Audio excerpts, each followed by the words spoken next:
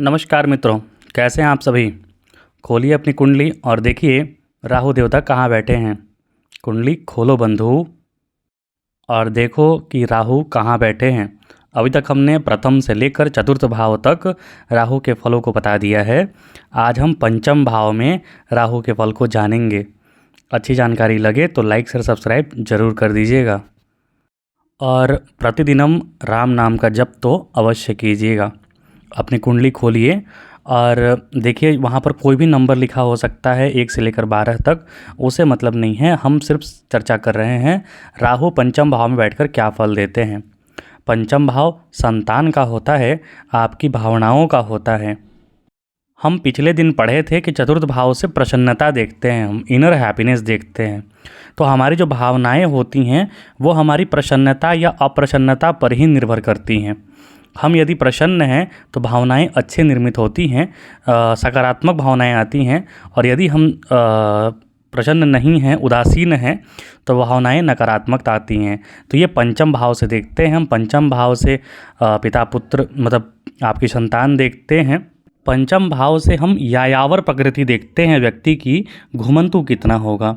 और याद रखिए जितना घुमंतु होगा उतना रसिक मिजाज का भी होगा, रोमांटिक भी होगा।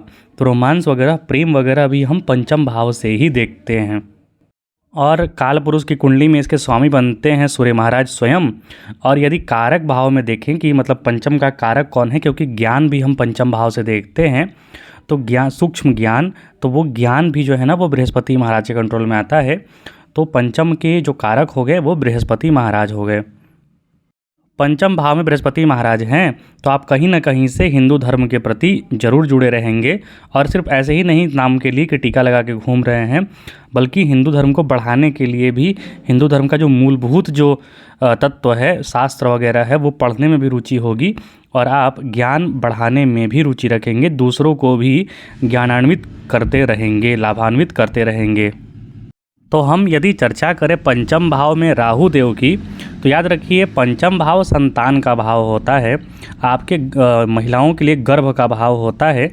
तो पंचम भाव में जब भी क्रूर ग्रह बैठते हैं तो संतान संबंधित परेशानियां होती हैं, बिल्कुल होती हैं। यदि यहाँ पंचम भाव का स्वामी भी कहीं पीड़ित हो गया ना, तो संतान होने में काफ़ी समस्याएं होती हैं। या फिर शल्य चिकित्सा का योग बनता है या बहुत विलम्ब हो जाता है। प्रायः लोगों को देखा जाता है कि राहु पंचम में है तो मतलब काफ़ी ज़्यादा उम्र हो जाता है, 30, 35, 40 उम्र के बाद संतान होता है, काफ़ी परेशानियां झेलने के बाद होता है। और बहुत सारे केसेस में तो देखा जाता है कि जो संतान नहीं हो रहा है उसके पीछे का कारण पितृदोष होता है। पितृदोष मतलब कि आपके जो पितर हैं वो संतुष्ट नहीं है, वो अतृप्त होकर भटक रहे हैं इधर उधर प्रेत योनि में। तो उसके लिए सर्वोत्तम अभी समय आ रहा है। अभी भाद्रपद कल अमावस्या है, कल अमावस्या के दिन जरूर दीपक जलाएं, सरसों का दीपक जरूर जलाएं, घी का दिया जलाएं पीपल के वृक्ष के पास, या फिर घर में भी जला सकते हैं। याद रखिए बहुत अच्छा उपाय आ रहा है। कल अमावस्या है, अमावस्या के बाद जो उजाला तिथि होता है वो चढ़ जाएगा, शुक्ल पक्ष चढ़ जाएगा। और शुक्ल पक्ष जैसे ही भाद्रपद खत्म होगा वैसे ही आपका पितृपक्ष प्रारंभ हो जाएगा, पितर पक्ष प्रारंभ हो जाएगा। तो उसमें अपने छत पर या आपके पास जहाँ स्पेस है वहाँ पर पक्षियों के लिए दाना डालिए और पानी जरूर रखिए। और अपने पितरों के निमित्त तर्पण जरूर करवाइए अपने पंडित जी से, या फिर निकट जो भी पुरोहित हैं उनसे अपने पिता की तिथि जान लीजिए। आप उनको डेट बताइए और वो उसके हिसाब से आपको तिथि बता देंगे, और उस दिन तर्पण ये सब जरूर कीजिए। अगर कुछ भी नहीं पता है तो उसके अमावस्या जो होता है पितरपक्ष का, उसमें सर्व पितृ तीर्थ होता है वो, तो उस दिन सभी पितरों का किया जाता है, तर्पण किया जाता है। तो ये उपाय ज़रूर कीजिए। संतान संबंधित जितने भी परेशानियां होती हैं या फिर घर में अनावश्यक कष्ट, अनावश्यक भय का माहौल रहता है, हमेशा बीमारी रहती है, तो ये पितरपक्ष के लक्षण मतलब पितृ दोष के लक्षण होते हैं। तो उससे आप निपटने का उपाय ज़रूर कीजिए। अपने पितरों को परेशान नहीं बल्कि उन्हें प्रसन्न कर भेजिए। शास्त्रों में बड़ी महिमा बताई गई है। और वैसे भी बहुत सारे मतलब वेदांती लोग या फिर बड़े भागवत कथाकार लोगों से मैंने स्वयं सुना है कि आप कितना भी प्रवचन कर लें, भी कितना भी पूजा पाठ कर लें, कितना भी इधर-उधर कर लें, लेकिन यदि आपके घर के पितर ही प्रसन्न नहीं होंगे, तो आपको धन दौलत प्रारब्ध में नहीं मिलेगी। इसीलिए बड़े-बड़े भागवतकार जो होते हैं, वो सीधा-सीधा सलाह देते हैं कि भागवत की कथा सुनाइए। आपके घर जो भी पीड़ित होगा, प्रेत पीड़ित होगा, वो सुन के तृप्त हो जाएगा। तो पंचम भाव परेशान होने का एक कारण ये भी होता है, क्योंकि यहीं से हम पितृ दोष भी देखते हैं। तो पंचम भाव में राहु अगर बैठे तो अल्प संतति होता है, मतलब कम संतति होता है, लेकिन पुत्र संततिवान ज़रूर होता है। मतिमंद होगा, कुल धननाशक, मतलब कि धन का नाश भी करने वाला होता है। जाहिर बात है कि यदि कोई शुभ ग्रह की दृष्टि नहीं है तो इधर उधर घूमता रहेगा, रसिक मिजाज का होगा, धन नाश करेगा। हालांकि पंचम से पंचम उसकी दृष्टि पड़ेगी भाग्य भाव पर, तो भाग्यवान भी होगा। मतलब शुभ ग्रहों की दृष्टि होनी चाहिए। राहु थोड़ा मजबूत होना चाहिए तो भाग्यवान होगा, कार्यकर्ता होगा, प्रिय होता है। हालांकि एक चीज़ ये है कि उसकी पत्नी को थोड़ा प्रॉब्लम्स रहते हैं। यहाँ पर कभी कभी देखा जाता है कि यदि पंचम भाव भी पीड़ित हो गया, पंचम भाव का स्वामी, तो ऐसे व्यक्ति को एक पुत्र की ही प्राप्ति होती है, मतलब एक पुत्र योग बन जाता है। जबकि यहाँ पर बृहस्पति देव बैठे तो पंच महापुरुष योग बन जाता है। तो और बहुत सारे मतलब योग एक साथ रहते हैं, तभी जाके कोई चीज़ घटित होता है। सिर्फ एक योग पे नहीं जाना चाहिए। उदर रोग से ग्रस्त होता है, मतलब पंचम भाव पेट का भी होता है, तो पेट संबंधी परेशानियां होती हैं। और यदि मंगल वगैरह यहाँ बैठ गए तो ऑपरेशन ज़रूर होता है। और मंगल का साथ यदि राहु को मिल गया तब तो 100% ऑपरेशन वगैरह का होता है, और संतान भी शल्य चिकित्सा से ही होता है। राहु खराब फल दे रहे हैं तो धन से हीन होगा, और एकदम मतलब पुत्र होने में, काफ़ी पुत्र संतति प्राप्ति में यदि बहुत विलंब हो रहा है तो मैंने जो उपाय बताया है वो ज़रूर कीजिए। अपने पितरों को प्रसन्न ज़रूर कीजिए, भागवत कथा सुनाइए, भागवत कथा नहीं हो सके तो उनको तर्पण कीजिए, लेकिन कुछ भी करके प्रसन्न कीजिए। बहुत सारे उपाय होते हैं। याद रखिए, आपके घर के बुजुर्ग खुश नहीं हैं, आपके घर के पितर खुश नहीं हैं, तो देवता का कितना भी पूजा कर लीजिएगा, पूर्ण फल नहीं प्राप्त होगा। पंचम भाव में राहु का बैठना व्यक्ति को वात पीड़ित बना देता है। गैस का प्रॉब्लम उससे होता है, मतलब कि सही रोग कभी पकड़ में नहीं आता है। गैस यदि पैर में घुस गया तो लगेगा कि पैर खराब हो गया, गैस यदि पेट में घुस गया तो आदमी को पेट में कई प्रॉब्लम होने लगता है।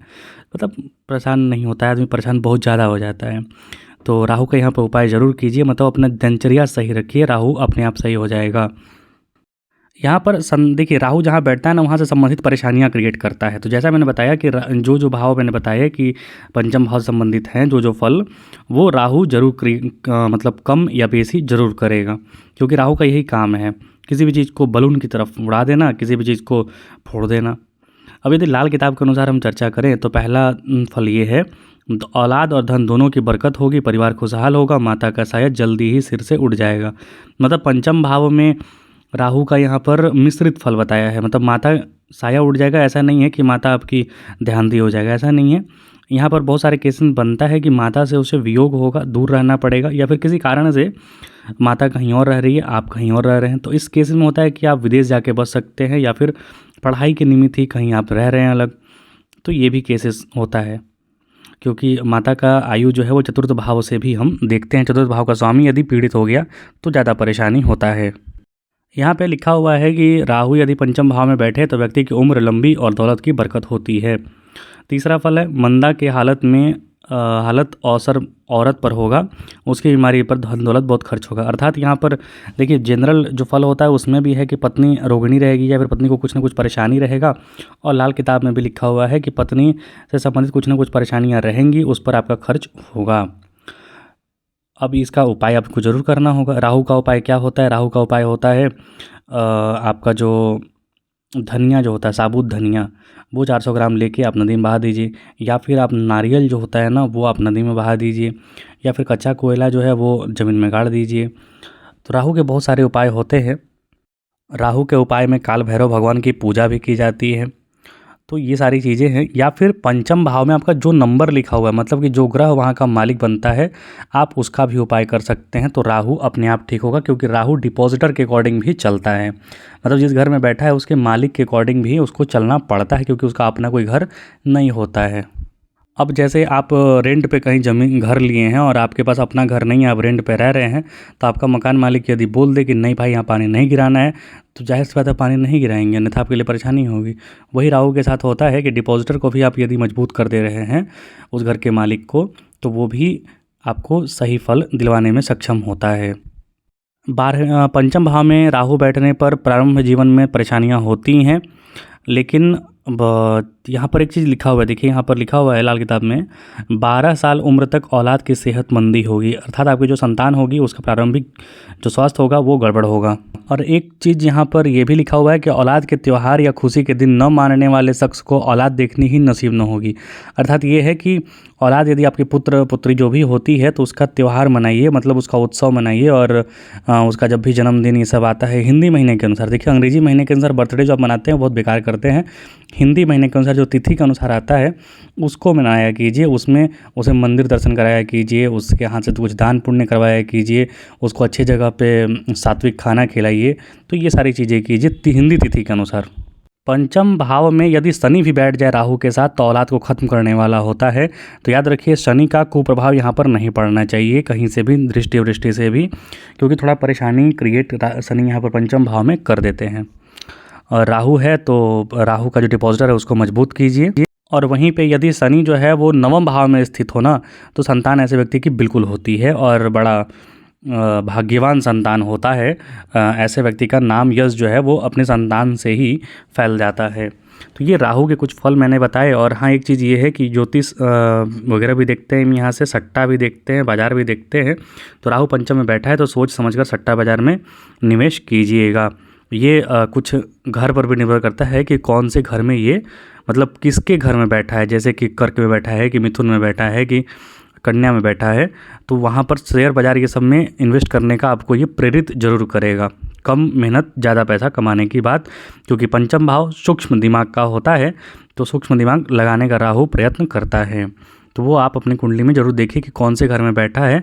कन्या में ये फेवरेबल होता है, मिथुन में फेवरेबल होता है, तो वो आप देख लीजिएगा। तो ये राहु के फल मैंने कुछ आपको बताए। अब मिलेंगे छठे भाव में राहु के साथ। कृपया चैनल को लाइक और सब्सक्राइब जरूर कर लीजिएगा। बहुत बहुत धन्यवाद।